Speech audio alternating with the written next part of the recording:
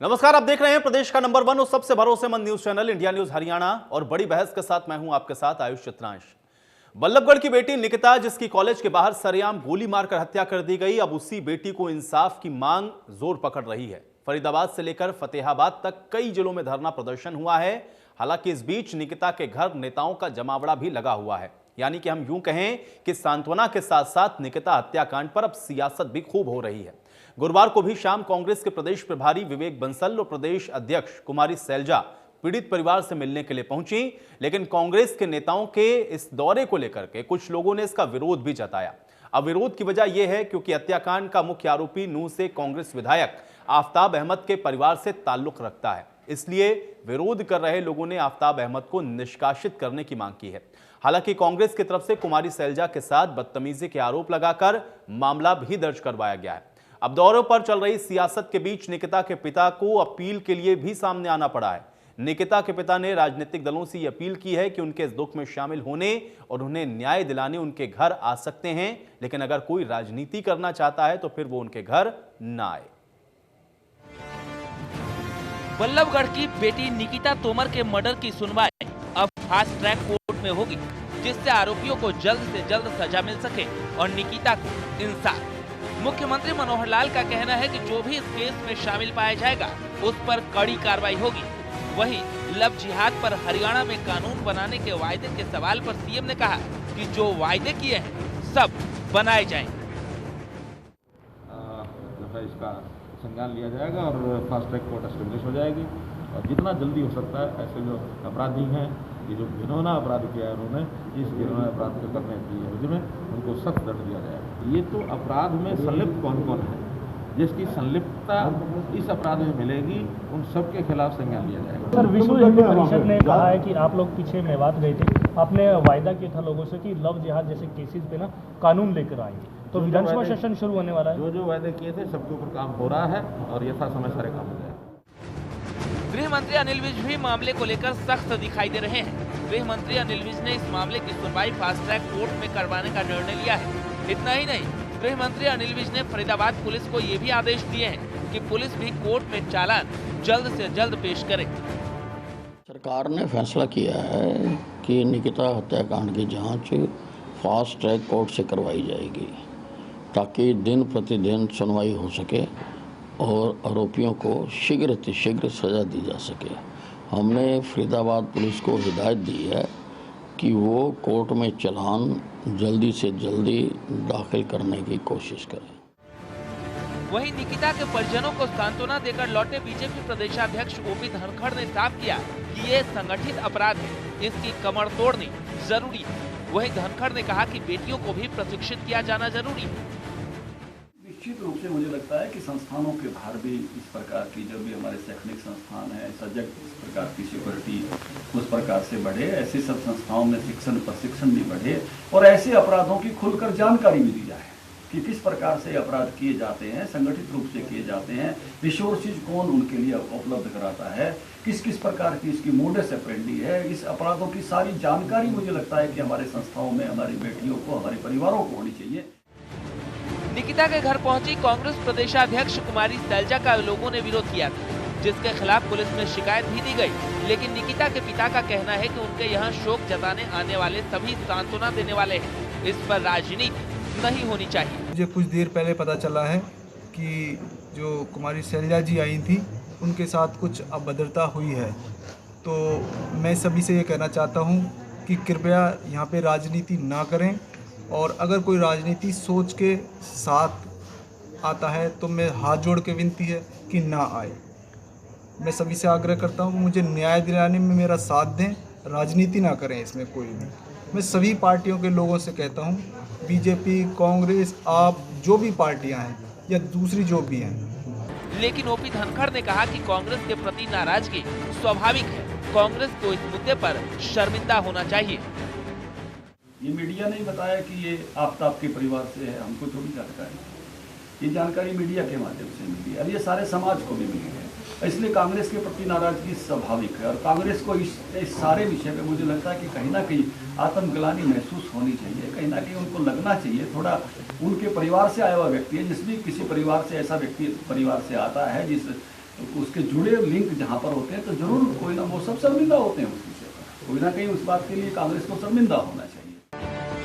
वहीं इस पूरे मामले पर जहां कुछ लोग आरोपी के रिश्तेदार कांग्रेस विधायक आफताब अहमद को बर्खास्त करने की मांग कर रहे हैं, वहीं विश्व हिंदू परिषद के अंतर्राष्ट्रीय कार्यकारी अध्यक्ष आलोक कुमार ने कहा कि धर्मांतरण और लव जिहाद के खिलाफ कानून बनाना बेहद जरूरी है। कि इस तरह की घटनाएं लगातार हो रही।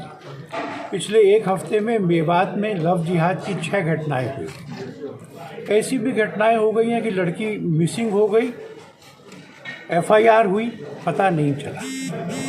इसलिए धर्मांतरण धोखे से हो या लालच से, इसके खिलाफ कानून बनना, लव जिहाद के खिलाफ कानून बनना और ये जल्दी बनना, ये हरियाणा सरकार को करना पड़ेगा।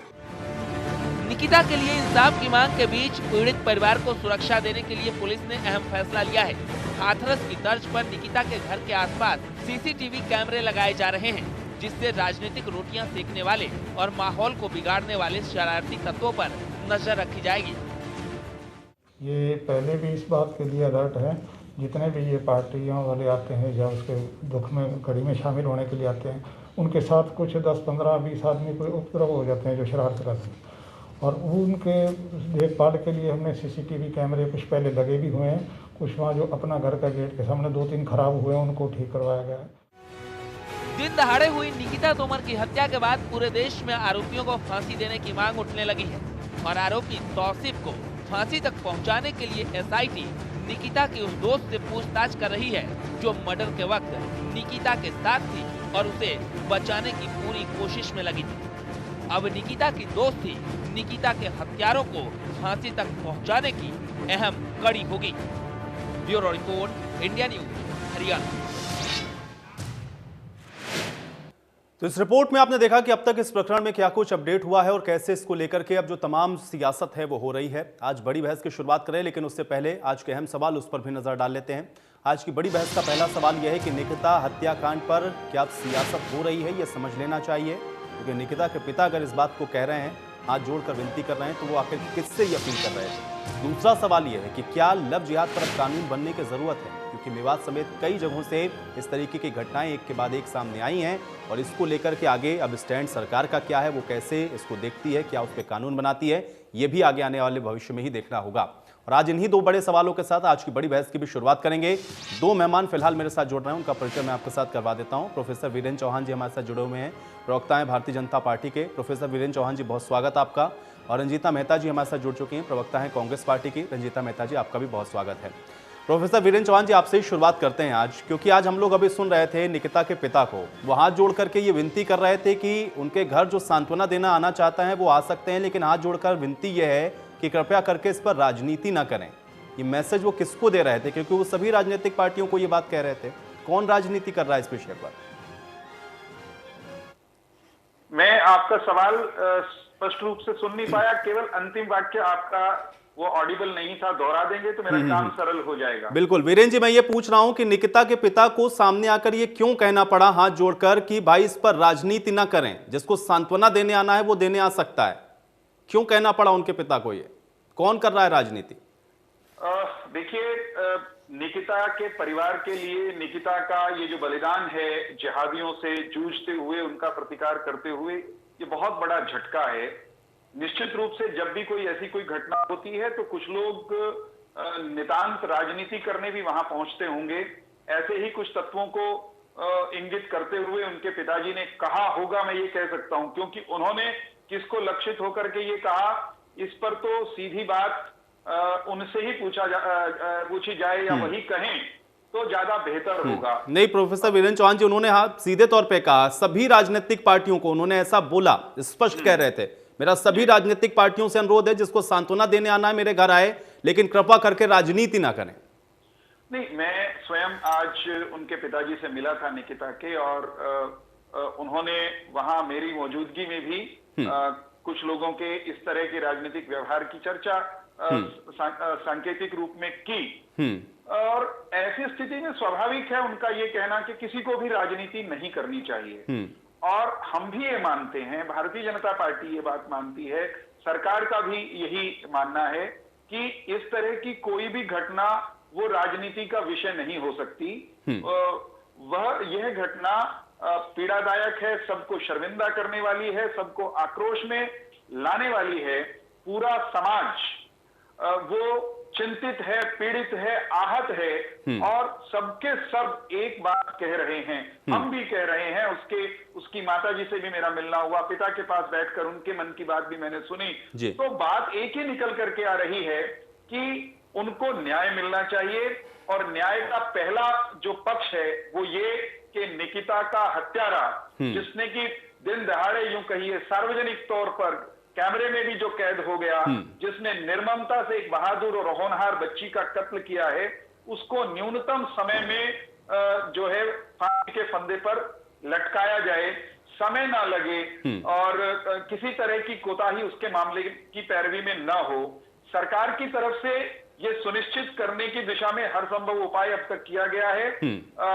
गृह मंत्री जी ने स्वयं कहा है फास्ट ट्रैक कोर्ट में निकिता के मामले की सुनवाई होगी। जांच कर रहे लोगों को ये कहा गया है कि वो न्यूनतम समय में चार्जशीट कोर्ट में फाइल करें और फिर जब मामला अदालत के सामने होगा तो सरकार की या अभियोजन पक्ष की एक भूमिका होती है कि वो अदालत से अनुरोध करे कि मामले की सुनवाई दिन प्रतिदिन हो, डे टू डे बेसिस पर हो। ये रिकॉर्ड समय में निकिता के दोषियों को, निकिता के हत्यारों को लटकाया जाए, उनके अंजाम तक पहुंचाया जाए, इसके लिए सारे इंतजाम वो सरकार की तरफ से। चलिए, हम भी उम्मीद करते हैं कि जितना जल्द से जल्द हो सके, जितना जल्द से जल्द हो सके इंसाफ मिल जाए, ताकि जो राजनीति है वो ना हो इस विषय पर। आऊंगा वीरेंद्र जी, एक कमेंट में ले लेता हूं रंजीता जी का भी। रंजीता मेहता जी, कौन राजनीति कर रहा है? और सवाल मेरा आपसे भी वही है, क्यों निकिता के पिता को यह कहना पड़ा?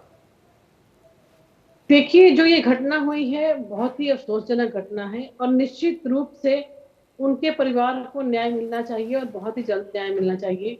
पर आज हम अगर हरियाणा की बात करते हैं, पिछले 2 साल के अंदर जो आंकड़े हैं, 45% जंप हो चुका है क्राइम अगेंस्ट वुमेन के अंदर।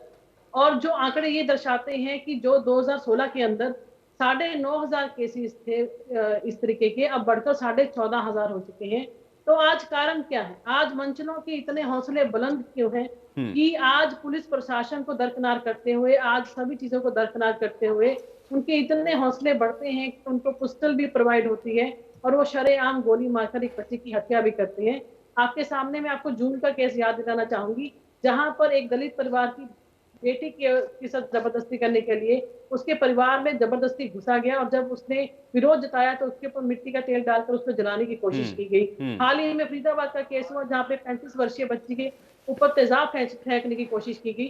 तो आज पूरे प्रदेश के अंदर जो ये चरमराई हुई व्यवस्था है, लॉ एंड ऑर्डर, आज उस पर सवाल खड़े होते हैं। और जहां बात नितिका की है, उसके पिताजी को इसलिए कहना पड़ा क्योंकि एक बेटी का दुख बांटने के लिए दूसरी बेटी उनके घर अगर जाती है तो भाजपा के कुछ कार्यकर्ता, मैं बाय नेम बताना चाहती हूँ आपको, जिनके खिलाफ एफआईआर हुई है, वहां पर वो इस विरोध को जताने का काम करते हैं। वो ये इस तरीके की राजनीति करते हैं कि कुमारी शैलजा वहां पर ना पहुंच सके। तो मैं आज ये पूछना चाहती हूँ कि क्या महिलाओं के प्रति जो संवेदना है वो किसी पार्टी की खत्म हो चुकी है? अगर आप किसी बेटी अगर उनके घर में हालचाल पूछने के लिए जा रही है तो आपको क्या आपत्ति है? आप किस वजह से उनका विरोध कर रहे हैं? आप किस वजह से पत्थर फेंक रहे हैं? अगर विरोध निकिता के परिवार की तरफ से किया जाता तो समझ में आता कि किसी तरीके की नाराजगी है।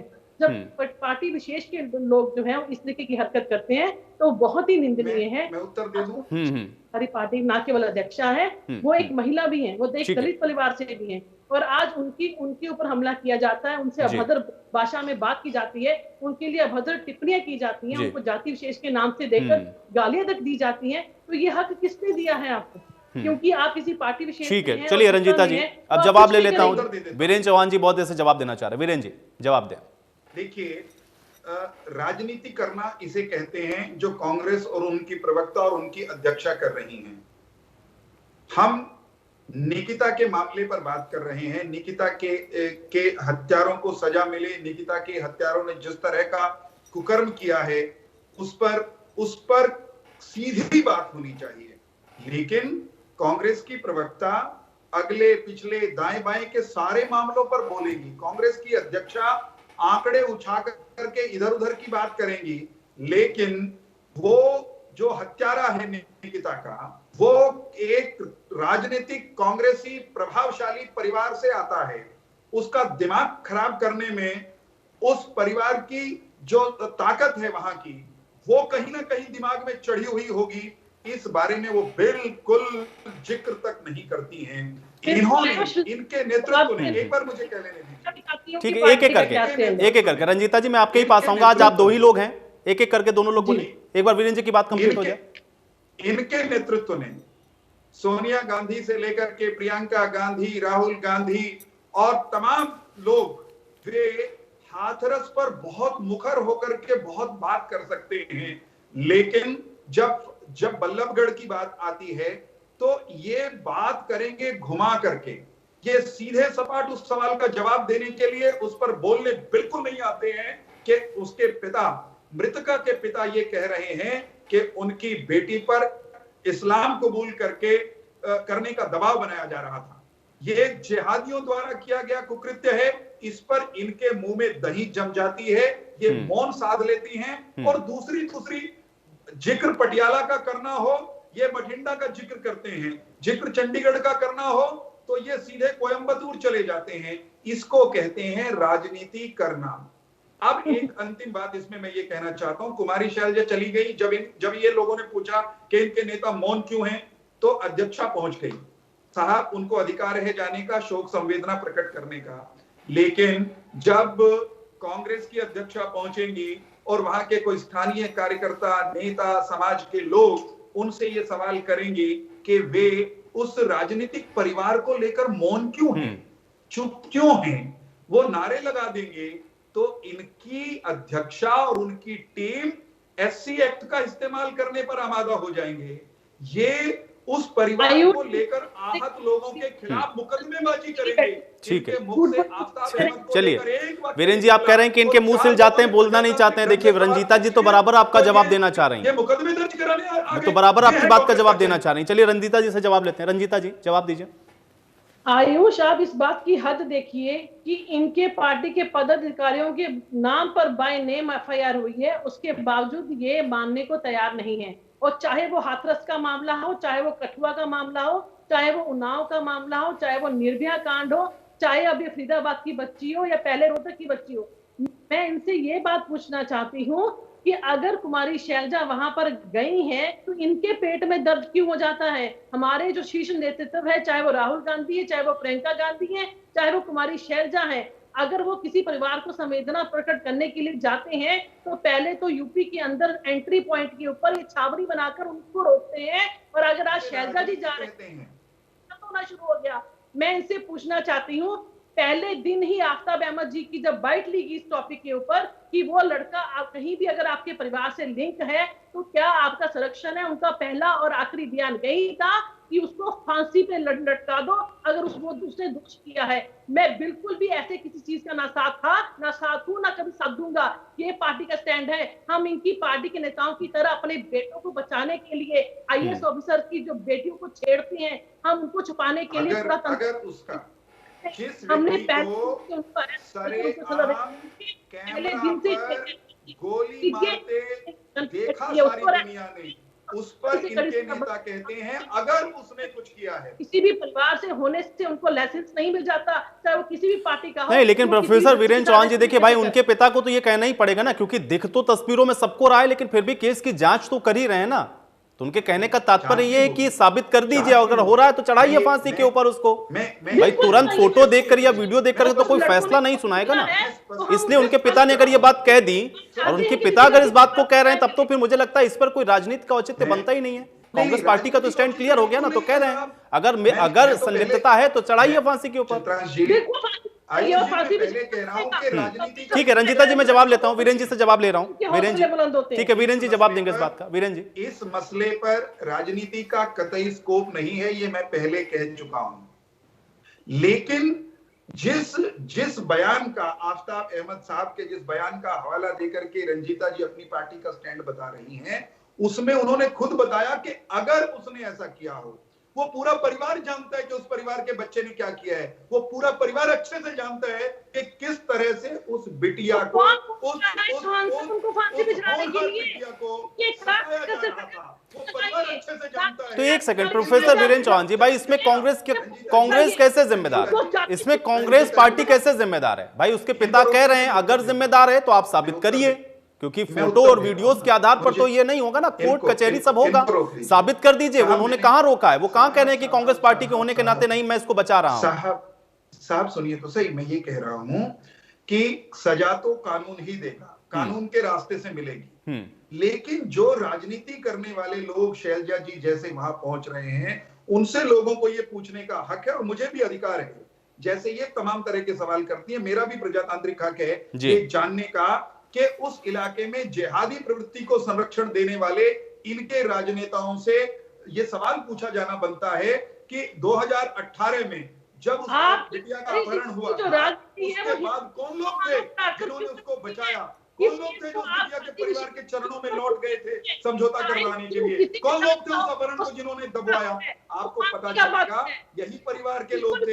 इनको एक एक बात का पता है और अब ये कह रहे हैं कि जांच होगी तभी इनके बारे में बोला जाएगा। मेरा सवाल ये भी है, मेरा सवाल कांग्रेस और उसके नेताओं से ये भी है कि क्या वो जिहाद के लव जिहाद के मामले में मुंह खोलने के लिए तैयार हैं या उनको केवल वोट बैंक की चिंता है? क्या ये हाथरस पर बहुत कुछ बोल सकते हैं, ये हाथरस पर सबको सवाल उठा सकते हैं, सबको सवाल उठाना चाहिए, इनका हक है, लेकिन बल्लभगढ़ में रंजीता जी थोड़ा धैर्य रखें, रंजीता जी थोड़ा धैर्य रखें, मैं आऊंगा आपके पास। पार्टी से जुड़ा हुआ, जब आप आराम से पार्टी से जुड़ा हुआ एक राजनीतिक परिवार सीधे तौर से कटघरे में है और वो परिवार पीड़िता का परिवार कह रहा है कि हम पर किस तरह का दबाव था, किस तरह हमको घेरा गया, उनकी राजनीतिक हैसियत ठीक है। लेकिन वीरेंद्र जी देखिए वीरेंद्र जी, इसमें एक सवाल ये भी बनता है, अगर परिवार ये कह रहा है कि उसके साथ ऐसा हुआ तो अगर शैलजा जा रही मिलने के लिए तो परिवार को ही आपत्ति जतानी चाहिए थे ना सबसे पहले। शैलजा जी का विरोध अन्य लोग क्यों करने लगे वहां पर? नहीं, और फिर क्यों कहना पड़ा उनके पिता को कि भाई आपको जताना है शोक, आप घर आइए, राजनीति मत करिए? सबसे पहले तो परिवार ही इस पर आपत्ति जताता ना कि हमको शैलजा जी से मुलाकात नहीं करनी है, कांग्रेस पार्टी जिम्मेदार है इसके लिए। उन्होंने तो नहीं कहा। मुलाकात नहीं, सुनिए मेरी बात, शैलजा जी से मुलाकात हमें कोई आपत्ति नहीं है, किसी को कोई आपत्ति नहीं है। शैलजा जी क्या कल को राहुल गांधी को भी आना चाहिए, कोई और इनके जो इधर उधर सब जगह नौटंकी करने पहुंच जाते हैं, दुख दर्द के बहाने राजनीति करने, उनको यहाँ आकर के वास्तविकता जाननी चाहिए कि मेवात में क्या हो रहा है। ये सब जगह पहुंचते हैं, यहाँ नहीं आएंगे। लेकिन मैं एक सवाल पूछना चाहता हूँ कि अगर वहां के बल्लभगढ़ के लोगों ने, बल्लभगढ़ के स्थानीय लोगों ने कांग्रेस की अध्यक्षा से सवाल पूछने चाहे तो क्या ये मुकदमे दर्ज करवाएंगी?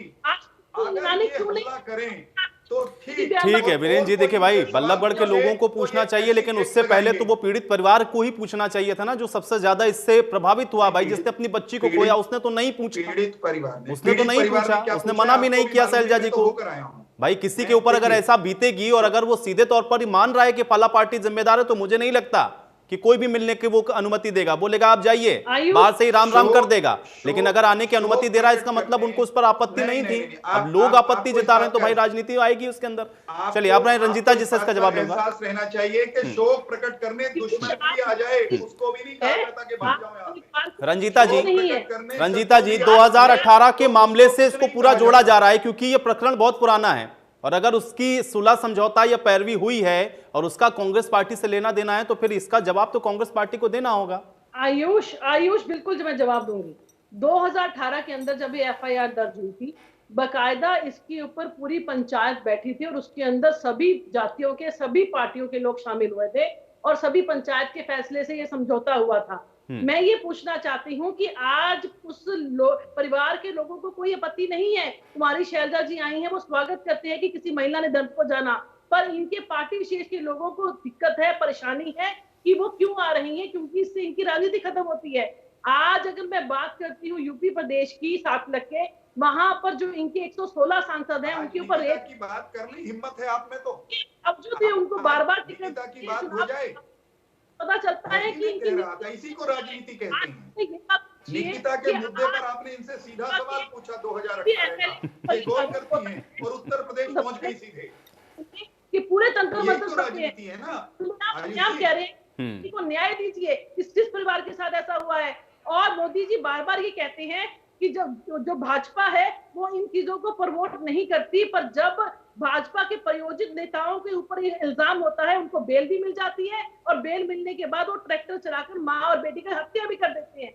मैं आज ये पूछना चाहती हूँ कि आज क्राइम अगेंस्ट वुमन जो आज हरियाणा जो चौथे स्थान पर पहुंच चुका है, उसको लेकर भाजपा का क्या जवाब है? और लव जिहाद को लेकर, जाति विशेष को लेकर ये जिस तरीके से टारगेट करते हैं, आज इनका दर्द ये नहीं है कि एक बच्ची अपनी जान खो बैठी है, आज इनको इस बात की ज्यादा चिंता है कि इसके ऊपर राजनीति करके कैसे इसको हिंदू मुसलमान की राजनीति की जाए, किस तरीके से इसको कांग्रेस परिवार से जोड़ा जाए। मैं इसे पूछना चाहती हूँ, चाहे वो इंसान किसी भी पार्टी का हो, क्या उसको लाइसेंस मिल जाता है किसी बच्ची को छेड़ने का या उसको गोली मारने का? जिस बच्ची के ऊपर तेजाब फेंका गया, जिस बच्ची के ऊपर मिट्टी का तेल डालकर जलाने की कोशिश की गई, क्या वो भी किसी पार्टी से था? आज ये हत्याएं, ये रेप की रंजीता जी देखिए, इसके लिए तो सभी राजनीतिक पार्टियों को ही शुरुआत करनी होगी। कोई राजनीतिक पार्टी ये डंके की चोट पे नहीं कह सकती कि हाँ वो सर्टिफिकेट ला के दे कि उसकी पार्टी में ऊपर से लेकर के नीचे तक में एक भी आदमी ऐसा है। मैं आपको एग्जांपल ठीक है, सारी पार्टियों के अंदर हैं ऐसे लोग, सारी पार्टियों के अंदर ऐसे लोग हैं, ये बात अलग है, किसी में ज्यादा होंगे किसी में कम होंगे। ये पहल सारी राजनीतिक पार्टियों को करनी होगी, तभी रोक लग सकती है राजनीतिक संरक्षण को लेकर के, क्योंकि कहने में बड़ा अच्छा लगता है। आज आपकी पार्टी से लेना देना है तो आज आप उसको डिफेंड करेंगे, कल वीरेंद्र जी की पार्टी से लेना देना होगा तो वीरेंद्र जी उसको डिफेंड करेंगे।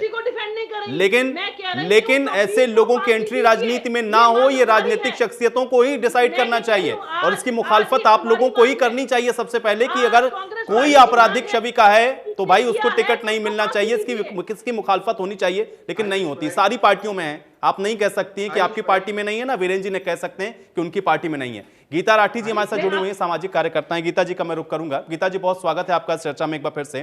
गीता जी सवाल एक बार फिर से है, क्योंकि पहले भी मैं आपसे इस विषय पर चर्चा कर चुका हूं, लेकिन आज एक बड़ा अहम सवाल मैं आपसे ये पूछने वाला हूं, क्योंकि आज हम लोग पीड़ित के पिता की एक बाइट सुन रहे थे, उनका एक स्टेटमेंट हम लोगों ने सुना।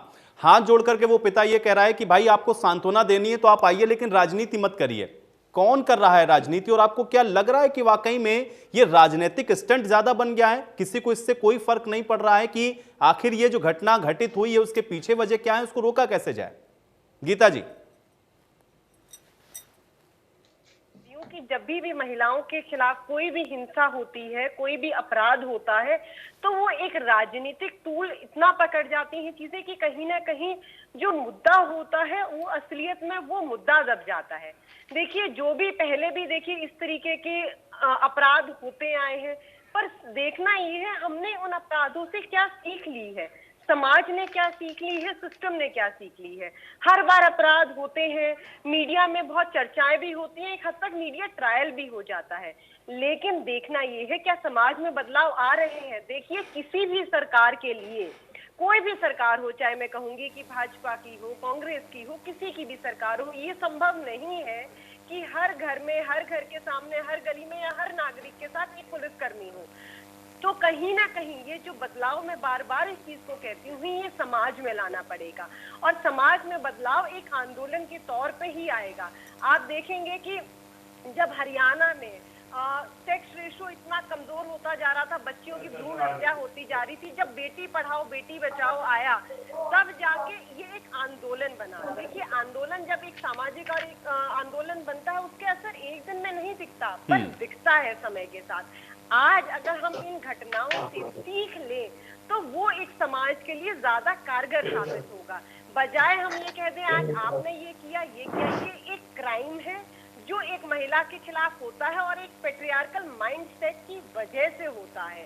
तो अगर इन चीजों को के ऊपर कहीं ना कहीं हमें अंकुश लगाना है तो बदलाव सोच में लाना पड़ेगा। आप ये देखिए, जो हमारा पुलिस रिफॉर्म्स की बात आएगी या जहाँ पुलिस का रोल की बात आएगी या न्यायपालिका की बात आएगी, वो एक घटना या अपराध होने के बाद की स्टेज है।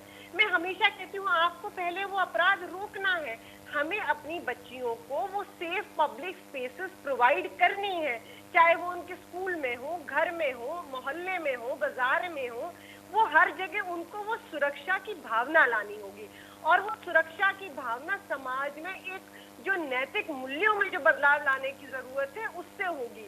हमने अपनी पंचायतों का देखिए, हम देखेंगे हरियाणा जैसे राज्य में पंचायतों का हमेशा से ही एक सामाजिक तौर पे एक बहुत अहम योगदान रहा है। तो हमारे पास जब इस तरीके की यूनिट्स हैं तो हम उनको समाज में बदलाव लाने के लिए क्यों नहीं आप इस्तेमाल करते हैं? इनमें ना तो कहीं किसी में कोई फंडिंग की जरूरत है, ना कोई किसी तरीके का पैसा लग रहा है, ना कोई इंफ्रास्ट्रक्चर चाहिए। हम क्यों? गीता जी, एक ईमानदार पहल की जरूरत है, और अगर ईमानदार पहल हो जाए सब तरफ से, राजनीति से विशुद्ध रूप से हट करके, तो मुझे लगता है कि इसका हल ढूंढा जा सकता है। लेकिन दुखद पहलू है गीता जी, नहीं हो सकता है, दुखद पहलू है गीता जी, क्योंकि राजनीतिक रोटियां भी तो भाई सेकनी है ना, राजनीति चलेंगी कैसे? डॉक्टर रानी रावत जी हमारे साथ जुड़े हुए हैं, इनेलो प्रवक्ता हैं। डॉक्टर रानी रावत जी, आपका भी बहुत स्वागत है। डॉक्टर रानी रावत जी, कौन कर रहा है राजनीति इस पूरे प्रकरण पर? क्योंकि आज तो शैलजा जी पहुंची, उनका विरोध हुआ है, उन्होंने आरोप लगाया है कि बीजेपी वाले कर रहे हैं, बाकायदा उनके नामजद एफआईआर हैं। कौन राजनीति कर रहा है इस पूरे प्रकरण को लेकर के? राजनीतिक पार्टियों को राजनीति नहीं करनी चाहिए। जहां कभी किसी बेटी से कोई अपराध की घटना घटती है तो वहां वोट बटोरने के लिए पहुंचते हैं, और इनको ये चाहिए कि मेरी बेटी होती तो मेरे साथ क्या होता। वो भावना रख के अगर हम जाएं तो कहीं ना कहीं सहानुभूति भी मिलती है माँ बाप को, माँ बाप के जख्मों पे थोड़ी मरहम भी लगती है। लेकिन हम दोहरे मापदंड रखते हैं, वो दोहरे मापदंड छोड़ के हमें समाज के लिए एक कानून बनाना है और एक एक्शन होना चाहिए। इस तरीके से अगर सिस्टम चलेगा तो बदलेगा। अगर हम मल्टी डायमेंशनल अप्रोच रखेंगे, मल्टी डायमेंशनल अप्रोच डेवलपमेंट में तो अच्छी लगती है, लेकिन अगर गुनाह होता है, गुनाह करवाने वाले भी वही होते हैं, गुनाह छुपाने वाले भी वही होते हैं। अगर ठीक टाइम पे अगर पुलिस अपना काम करे, राजनेता अपना काम करें, पेरेंट्स अपना काम करें, इंटीग्रेटेड मैनर में अगर सभी अपना अपना काम ठीक तरीके से करें, हमें ना किसी को सुधारने की जरूरत है, ना किसी कानून की जरूरत है, ना किसी को मारने की जरूरत है, ना किसी के लिए मरने की जरूरत है। पहले हमारा समाज बहुत ही स्मार्ट था और बहुत ही सिस्टमेटिक था, सेल्फ सस्टेन्ड था, तो गांव की समस्या गांव में ही सुलझा लेते थे। आजकल एक कोई कांड होता है, उसके लिए एफआईआर रजिस्टर होती है, उससे पैसे ले लेते हैं, फिर दूसरे से काउंटर एफआईआर हो जाती है, उससे पैसे ले लेते हैं, फिर समझौते करवा देते हैं, लूटने खसोटने का काम चल पड़ा चारों तरफ। ये बड़े अफसोस की बात है और इस समाज को पता नहीं कहां तक पहुंचा देंगे। अब जैसे ये बेटी है, ये पढ़ने के लिए गई है, होनहार बेटी है, और इस यूं समझो कानून बनता है बेटी बचाओ बेटी पढ़ाओ, और बेटियां कहीं सुरक्षित नहीं है, तो ऐसे समाज का कौन जिम्मेदार है इस समाज के लिए? इस समय समाज की रचना पहले बहुत अच्छी थी।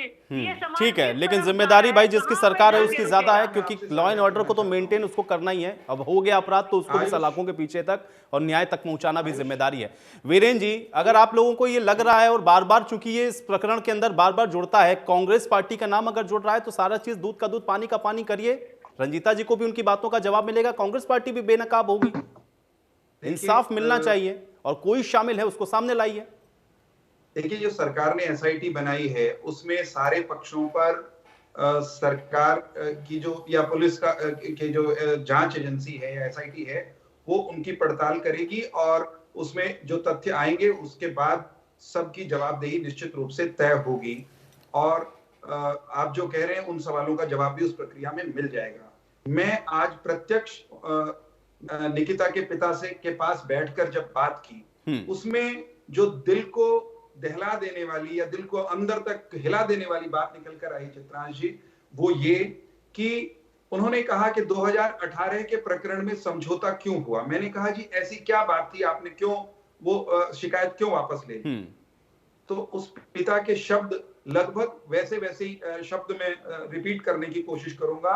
उन्होंने कहा कि उस परिवार की राजनीतिक हैसियत, ताकत, आर्थिक ताकत, वो उसका हम उसके साथ बिल्कुल बेमेल थे।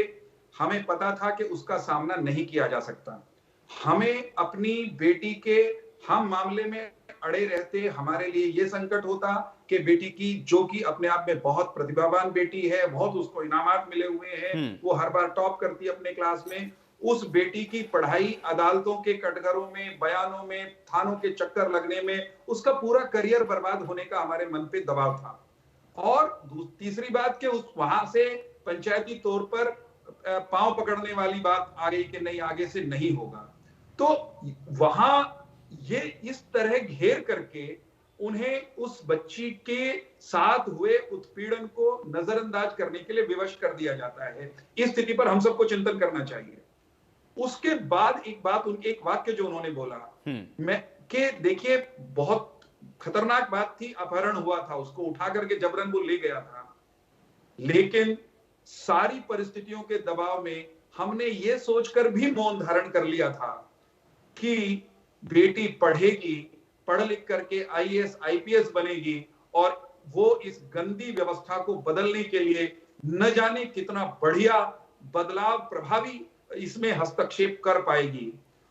उस बेटी का सपना टूटा है, उस परिवार का सपना टूटा है, और ऐसी परिस्थितियां निकिता के परिवार के साथ आती हो ऐसा नहीं है। समाज में जब इस तरह की कई घटनाएं होती हैं तो इस तरह की घेरेबंदी और दबाव बनाने के का काम बहुत सारे लोग करते हैं। वो हमेशा राजनीतिक लोग हो, ये कोई जरूरी नहीं है। ये संयोग या दुर्योग की बात है कि कांग्रेसी परिवार इस समय कटघरे में है और कांग्रेस के लोग उसका के अप्रत्यक्ष बचाव में हैं। लेकिन ये परिस्थितियां रोज पैदा होती हैं। आप लोगों की तरह हम संरक्षण नहीं देते। आप ऐसे किसी भी मामले में किसी भी दुष्ट के बचाव में खड़ा नहीं होना चाहिए। आज पहले की हत्या के ठीक है, लेकिन रंजीता जी देखिए ये सवाल तो बनेगा। रंजीता जी उस शख्स के अंदर ये हौसला कहां से आ गया? उस शख्स के अंदर ये हौसला कहां से आ गया कि अगर उसने कहा कि तुम धर्म का परिवर्तन करो और वो बेटी अगर नहीं करती तो उसको गोली मार देगा, उसको गोली मार देगा। ये हौसला कहां से आया है? रंजीता जी ये सवाल तो उठेगा ना, ये हौसला कहां से आ गया उसके अंदर? ये हौसला आया वहां से। इस हौसले का एक सेकंड बीरेन जी, मैं रंजीता जी से जवाब लेता हूं। रंजीता जी ये हौसला कहां से आया उसके अंदर? क्योंकि एक बार तो समझौता हो गया था ना पंचायत के अंदर समझौता हो गया था, वहां तो सारे पक्ष बैठे थे, सभी मत पंथ मजहब सारे लोग थे वहां पर उस पंचायत के अंदर। ये हौसला कहां से आया उसके अंदर? ये हौसला आया चरमराई हुई अर्थव्यवस्था और चरमराई हुई हमारी पुलिस प्रशासन की कार्यशैली के लोग गोली मारेंगे, बात करती हैं पूरी 2 साल कानून व्यवस्था चरमराई हुई है, कैसा जवाब है? केस जो है वो आपराधिक मामले दर्ज हुए हैं, उसके अंदर 1,11,000 केसेस जो है वो इंडियन पीनल कोड के तहत ही दर्ज हुए हैं। और मैं आपको बताना चाहती हूँ कि पिछले 9 महीने के अंदर जो आपराधिक घटनाओं में युवाओं को रंजीता जी देखिए आप एक नेता हैं, रंजीता जी आप प्रवक्ता होने के साथ साथ कांग्रेस नेता होने के साथ साथ एक महिला भी हैं। मुझे ये बताइए इस बात को क्या आप नकार सकती हैं? इस बात को क्या आप नकार सकती हैं जिसको पता है कि उसके पीछे इतना बड़ा पॉलिटिकल संरक्षण खड़ा हुआ है, जिसको पता है कि वो किस परिवार से आता है, क्या उसके लिए आसान नहीं है इस तरीके के कृत्य को कर देना? आयुष मैं आपको यही तो बताना चाहती हूँ कि आज हमें जड़ को पकड़ना होगा। जो मैं आपको ये बात बता रही हूँ, आंकड़े बता रही हूँ, जो पिछले 9 महीने के अंदर युवा गिरफ्तार हुए हैं इन मामलों के अंदर, उन्होंने इस बात को स्वीकार किया है। 82% युवाओं ने स्वीकार किया है कि हाँ हम नशा करते हैं। आज पूरे देश में युवाओं को बेरोजगार करके भाजपा पार्टी ने नशे में लिप्त किया है और उनके हौसले इन नशे के प्रेशर में नशे। रंजीता जी कांग्रेस पार्टी से संबंध रखने वाले इस परिवार के और इस व्यक्ति को क्या ये कोई नशा करता था? क्या ये कोई नशा करता था? क्या इसको सत्ता का डर नहीं था? क्या ये जानता था कि इस प्रदेश के अंदर हम कुछ भी कर सकते हैं? ये शख्स अगर ये जानता था कि मैं इस प्रदेश के अंदर कुछ भी कर सकता हूं तो सवाल कांग्रेस पार्टी के ऊपर भी है। वो आपकी पार्टी से भी जुड़ा हुआ है, डायरेक्ट इनडायरेक्ट कैसे भी। मैं आपको क्या कह रही हूँ कि अगर चाचा ताया मामा की कोई जिम्मेदारी नहीं बनती, बचाव करने किया है तो कांग्रेस पार्टी सबसे पहले उसको सजा देने के लिए आपसे हाथ जोड़ के आग्रह करती है कि उसको फांसी देकर बाकी लोगों को भी मैसेज दीजिए कि किसी भी पार्टी से कोई भी बिलोंग करता हो उसको संरक्षण नहीं मिलेगा। हम उस पार्टी से नहीं है जो बच्चियों के साथ अपराध होने के बाद उनके परिवार वालों के संरक्षण में खड़े होए, जैसे कि भाजपा के लोग ऑलरेडी करते आए हैं। मैं एक नाम नहीं नाम गिना सकती हूँ। हत्यारों को सजा दिलवाने के लिए एक स्वर में बोले, राजनीति न करें। एक भी एक्शन खेल में निकिता के हत्यारों को बचाने का आवरण नहीं बनाने देंगे। वही इनकी पार्टी के जो अध्यक्ष रहे खेल में बेटे ने उनकी ओढ़नी रंजीता जी आंकड़ों में मत जाइए, रंजीता जी आंकड़ों में मत जाइए। आंकड़ों में आप जाएंगे तो फिर आप आंकड़े उठा के देखेंगे तो राजस्थान में जहां आपकी सरकार है महिला अपराध में पूरे देश में दूसरे नंबर पर है। ये आंकड़ा अपने जहन में रखिएगा आप। वो भूल जाएंगे। जहां नंबर 1 अपराध है वहां पे भाजपा सुरक्षित है। 116 ठीक है, तो आप इससे संतुष्ट है ना कि आप दूसरे नंबर पर हैं? रंजीता जी, आप इससे संतुष्ट हो गई कि आप दूसरे नंबर पर हैं, जो पहले नंबर पर है वो भाजपा शासित है? मैं ये पूछना चाहती हूँ रंजीता जी, नंबर, दूसरा नंबर, तीसरा नंबर, आज अपराध की रंजीता जी आंकड़ों का आप जिक्र कर रही है ना, आंकड़ों का जिक्र कर रही है। दूसरे नंबर पर राजस्थान कैसे पहुंच गया है? सरकार आपकी है ना, जो उपदेश आप इनको दे रही हैं वो अपने राज्य में इंप्लीमेंट करके दिखाइए। महिलाओं को करिए सुरक्षित। क्यों नहीं कर पा रही महिलाओं को सुरक्षित? हरियाणा राज्य के अंदर महिलाओं को सुरक्षित क्यों नहीं कर पा रही? क्यों दूसरे नंबर पे पहुंच गया? क्योंकि ये राजनीति करने का विषय है ना। यहाँ आपकी सरकार नहीं है तो आप कहते रहिए, अभी हरियाणा में आपकी सरकार होगी तो आप कहेंगे कि नहीं देखिए हम तो दूसरे नंबर पर हैं। पहले नंबर वाले से सवाल पूछिए जाकर के। रंजीता जी, मैं सारी बातें सुन रहा हूँ। एक महिला होने के नाते आपको कम से कम इस बात की संजीदगी को समझना चाहिए। अगर आंकड़ों का जिक्र करेंगे तो आंकड़े निकलेंगे। मैं कह रहा हूं आंकड़ों में मत पड़िए। आप मुझे बताइए कौन सी पार्टी ये कह सकती है कि हाँ उसके पास एक फुल प्रूफ प्लान है, मैकेनिज्म है, महिलाओं को सेफ कर देगी, सिक्योर कर देगी? कहेगी कोई पार्टी यहां पर बैठ के? सर बिल्कुल बैठी मैं कहूंगी। तो करिए, राजस्थान में क्यों नहीं कर पाए? आप मेरे को बोलने का मौका देंगे तो मैं जवाब दूंगी ना। हर 16 मिनट में इस देश के अंदर एक बच्ची के साथ बलात्कार हो रहा है। ये हमारे देश का आंकड़ा है। राज्य कोई भी हो, किसी की भी वहां पे सरकार हो। आज मैं पूछना चाहती हूँ कि अगर बराक ओबामा इस देश के अंदर आते हैं तो इतने लाखों संख्या में कैमरे वहां पर लगा दिए जाते हैं। आज महिलाओं और बच्चियों की सुरक्षा को लेकर हर स्कूल कॉलेजों के बाहर कैमरे क्यों नहीं इंस्टॉल किए जाते? आज निर्भया रंजीता जी देखिए, इन सब चीजों में मत पड़िए। 70 साल तक देश के अंदर आप लोग शासन चलाते रहे। आप लोगों ने अगर कोई मैकेनिज्म डेवलप कर दिया होता तो आप लोगों के समय में भी महिला अपराध शून्य हो गया होता। शून्य नहीं था रंजीता जी, ना आपके समय में ना इनके समय में। राजनीति मत करिए, राजनीति मत करिए, राजनीति मत करिए, मत करिए राजनीति। रंजीता जी, महिला होने के नाते शोभा नहीं दे रहा आपको ये। रंजीता जी, किसी के पास फुल प्रूफ प्लान नहीं है। किसी के पास फुल प्रूफ प्लान नहीं है। कैसे करेंगे, कैसे करेंगे? थोड़ा लिख करके बता दीजिएगा तो हो सकता है ये कर ले जाएं। और अगर इतना ही अच्छा होता सुझाव तो मुझे लगता है कि आप लोगों के समय में हो गया होता। क्या रेप नहीं होते थे कांग्रेस के शासन के समय में? कौन सी पार्टी कहेगी ये बात? रंजीता जी, ये बात अच्छी नहीं लगती है ऐसे समय पर। आयुष भाई ठीक है, एक सेकंड। गीता राठी जी, सुझाव दे। अभी आपने मुझसे सुझाव मांगे कि कौन सी पार्टी सुझाव दे सकती है जिससे। रंजीता जी, मैंने सुझाव नहीं मांगा, आपने आंकड़े दिए तो मैंने कहा कि आंकड़े आपके स्टेट के भी ये बात बोल रहे हैं। तो भाई आपके पास मैकेनिज्म क्या है वो बताइए। वहां नहीं कम कर पाए इसका मतलब मैकेनिज्म नहीं है। मैंने सुझाव नहीं मांगा आपसे। गीता राठी जी, ठीक है, देश के अंदर भी होगा तो उसमें प्रदेश भी आएंगे। वहां की लॉ एंड ऑर्डर को मेंटेन करना वहां की राज्य का काम है। गीता जी के पास मैं जाऊंगा। ठीक है, देखिए राजनीतिक विषय हो गया, बहुत हो गया। गीता जी, गीता जी, ठीक है, ठीक है, ठीक है, चलिए ठीक है, ठीक है। बीजेपी की जिम्मेदारी भाई, रंजीता जी सिर्फ बीजेपी की जिम्मेदारी है। सिर्फ बीजेपी ने इस देश के अंदर महिलाओं को सुरक्षित कर दिया, बाकी सबके समय में राम राज्य था। आपके समय में तो कुछ होता ही नहीं था। गीता राठी जी, गीता राठी जी, चलिए ठीक है। रंजीता जी मैंने मान लिया, वीरेंद्र जी भी मान लेंगे भाई, बीजेपी के ही समय में हो रहा है, कांग्रेस के समय में नहीं होता था। गीता राठी जी कैसे होगा? देखिए तमाम तरीके की बातें आपने इससे पहले भी चर्चा में बताई हैं, लेकिन ये जो राजनीतिक परिप्रेक्ष्य, ये जो परसेप्शन आप यहां पर देख रही हैं, जो सुन रही हैं, क्या आपको लग रहा है कि ऐसे होगा, ऐसे सुरक्षित होंगी महिलाएं देश के अंदर? देखिए, अगर इसी तरीके से आरोप प्रत्यारोप हमेशा हर घटना के बाद होते रहे तो संभावना बहुत कम है। लेकिन हमें पूरी उम्मीद है कि जो भी सरकार इस समय हमारे राज्य में भी है वो अपनी तरफ से राजनीतिक तौर पे जो भी संभव प्रयास हो सकते हैं वो कर रही होगी। एक महिला के तौर पे हम यही मानने की कोशिश करेंगे। लेकिन आप ये चीज देखनी भी जरूरी है कि हर किसी का अपना एक रोल है सोसाइटी में, चाहे वो राजनेता हो, चाहे वो हमारा पुलिस शासन मतलब डिपार्टमेंट हो या बाकी सारे समाज के तौर पे। अब जैसे राजनेताओं की मैं बात करूंगी, उनका कहीं ना कहीं उनको अगर कोई इररिस्पॉन्सिबल स्टेटमेंट देने से अपने आप को रोकना चाहिए। इस टाइम जरूरी है कि हर कोई बहुत एक जिम्मेवारी के साथ सब लोग आए सामने, एक स्टेटमेंट दें ताकि कोई गलत मैसेज समाज में कभी ना जाए। ये बहुत जरूरी है। ये राजनेताओं की इस समय एक मैं मानूंगी कि उनकी ये ड्यूटी भी बनती है। दूसरी बात ये है, हम ये कह रहे हैं कानून हमने हमेशा अपना काम किया है, न्याय प्रणालिका ने अपना काम किया, लेकिन आप ये देखेंगे आयुष कि चाहे निर्भया के बाद भी हमने कानून में संशोधन करे, चेंजेस आए हैं, लेकिन अब आप देखेंगे क्या उसका समाज पे असर हुआ? नहीं हुआ। पहले अगर बलात्कार की घटना होती थी, अब बलात्कार के बाद हत्या की भी घटना होने लग गई, ताकि जो पीड़िता है उसके बयान के बेसिस पर सजा ना ज्यादा हो।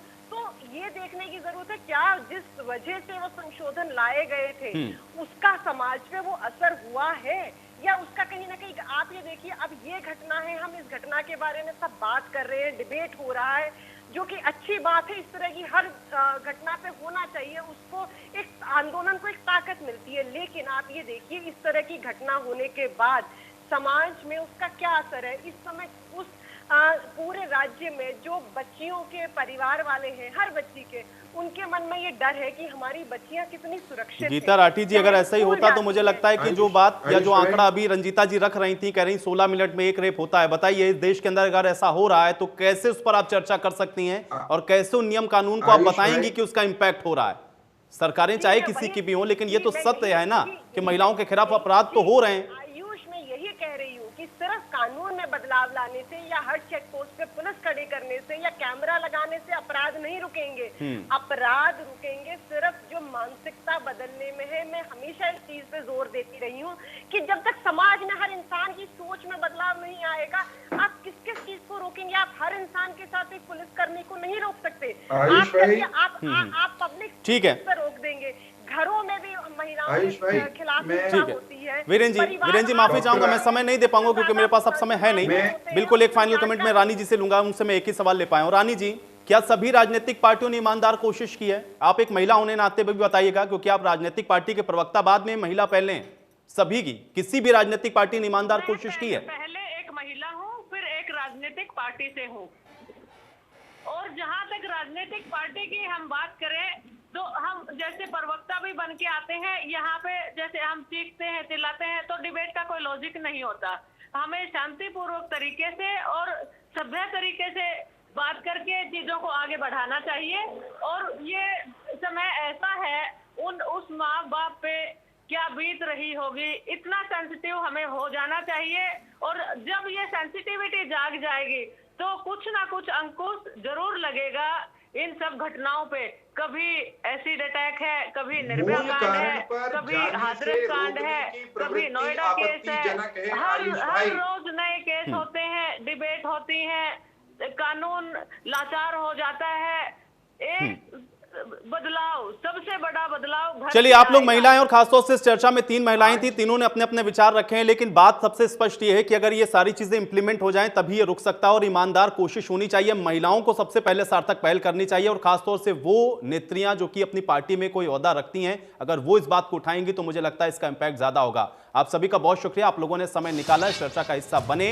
हालांकि जो कुछ भी हुआ है निकिता के साथ, अब उसको इंसाफ कैसे मिलता है ये सरकार को तय करना है, जुडिशरी को तय करना है, लेकिन ये हमको और आपको भी सोचना है कि समाज के अंदर से इस कुरीति को कैसे निकाला जाए। इसके लिए सोशल रिफॉर्म्स भी बहुत जरूरी हैं। आज बड़ी बहस में मेरे साथ फिलहाल इतना ही।